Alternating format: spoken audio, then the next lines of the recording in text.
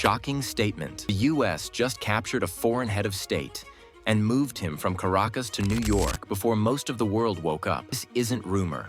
This is the step-by-step of how Delta Force hit fast, secured Nicolás Maduro and Cilia Flores, and delivered them to the USS Iwo Jima in a law enforcement handoff tied to narcoterrorism indictments. You'll see what the planners prioritized: speed, surprise, and layered extraction, and how each decision boxed out loyalist reaction.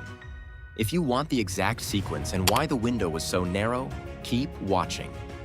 Before we move on, please take a moment to subscribe to the channel and like the video. Why risk the entire mission on a 90-minute slice before sunrise? Because planners saw a pattern in the dark that most people never notice. Guard rotations that drifted by 7 minutes, comms that tightened at the top of the hour, and a blackout drill that always ended 2 minutes early when the night supervisor changed shifts. That small gap gave them the opening to compress a 3-axis assault into a single pulse. South of the Caribbean, rotary and fixed-wing aircraft warmed up under radio silence. Low-flying helos skimmed the water, blades biting air at 100 feet to stay beneath the radar floor. Up high, drones tracked routes and kept an electronic curtain over the coast. Further back, fighters and bombers stood ready to swat any interceptor that got curious. Near Caracas, covert ground elements melted into the city's traffic and late-night rhythms, watching the targets block for small tells.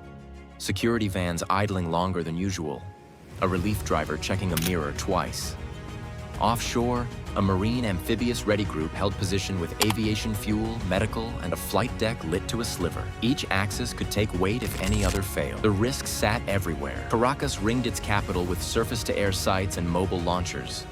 Loyalist counterintelligence ran informants in neighborhoods that never sleep. Any sudden change in a convoy pattern could spark a street firefight that spread faster than a radio call. So the team took away signals before they took away doors. They shaped the noise. Decoy radio traffic hinted at a patrol sweep to the west. Spoofed signatures made radar techs chase ghosts over the coast. Interference nudged command nets off primary channels, forcing handoffs and delays that ate the most precious thing of the night: minutes. Overhead, an ISR lattice stitched the map together in real time. Drones pushed full-motion video of guard posts, catching who smoked when and who never did. Space-based cues logged when encrypted radios keyed up and when they went dead. The target security bubble drilled blackouts, but the drills had tells. A generator that came online 5 seconds late. A patrol that always cut across the same courtyard when lights dropped. The feed flagged those micro-habits, turning them into timing lines for the assault. At the breach, math ruled. Doors opened on synchronized beats, each entry keyed to another so no team outran the others. Suppressed fire contained muzzle flash and kept neighbors from spotting the fight by light alone. The moment hands touched the principals, biometric confirmation locked identity. Thumb, face, and voice prints cross-checked against preloaded profiles. Then came separation. The principal and the secondary split within seconds, routed to different vehicles and different lift points to shut down any rescue plan that counted on a single chase. That speed over stealth bias came from hard lessons. Urban raids in Iraq and Syria taught operators that lingering equals losing. That deception buys seconds, but only decisive movement cashes them in. Hostage recovery playbooks mirrored that mindset. Limit transmissions, hop rooftops rather than streets, and use short-haul lifts to jump the first ring of response. The cutover from seize to extract happened fast. Vehicles blocked lanes without ramming. Rooftops cleared in stacks so no one could fire down on the lift zone. A short hop lane opened like a zipper, aligned under the radar line to keep air defense scopes quiet. The helos lifted with loads balanced and fuel tight to the plan. By the time Loyalist quick reaction forces tried to form, the targets were already wheels up. Gates shut behind the last element as sirens rolled through the capital and phones lit with half-truths. The city woke to noise, not answers. Offshore, a 40,000-ton ship waited with lights low and radios clean, turning steel decks into the quietest courtroom hallway on Earth.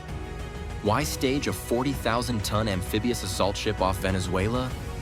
Because you need a flight deck that never sleeps, hospital-grade medical, a skiff's worth of secure comms, and berthing that can lock down high-value detainees without leaks. A warship becomes a law enforcement bridge when it can take custody, preserve evidence, and transmit to a judge in real time. The Iwo Jima offered that mix.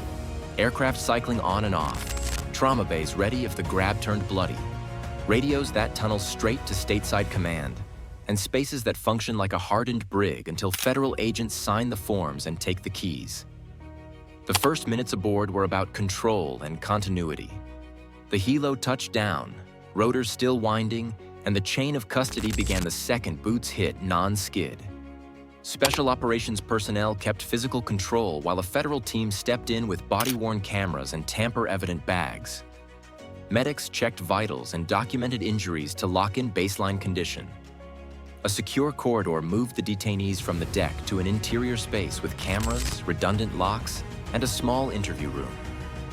No chatter on open nets, no names spoken outside need-to-know circuits, and no gaps in the time log. The legal clock started with re-verification. Biometrics ran again. Faces scanned, fingerprints read, voices recorded, matched to preloaded profiles tied to indictments. Agents read standardized rights advisements, noting language, interpreter use, and acknowledgements. Evidence techs inventoried every item: clothing, jewelry, phones, any paper.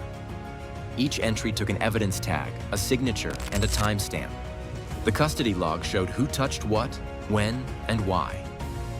That ledger would travel all the way to a magistrate's desk.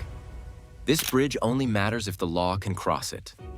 The spine was a superseding indictment that echoed 2020 charges: conspiracy to commit narcoterrorism, conspiracy to import cocaine into the United States, and weapons-related counts tied to machine guns and destructive devices. Justice Department lawyers rely on statutes that reach outside U.S. borders when the drugs are bound for American markets, or the conspiracy uses U.S.-linked routes. The venue points back to a federal court that had already laid groundwork so the ship's comms could sync with a clerk, a prosecutor, and a judge ready to receive filings the moment custody stabilized. There's precedent for this posture. U.S. agencies have seized foreign nationals abroad on drug and terror counts and brought them to American courts, where judges weighed sovereignty complaints, but let the cases proceed when jurisdiction fit the statute and due process was intact. That history informed the pacing aboard the ship. Keep the paperwork immaculate, maintain access to counsel once practical, and preserve every chain of custody link so later challenges hit clean records, not sloppy process. Intelligence fed probable cause.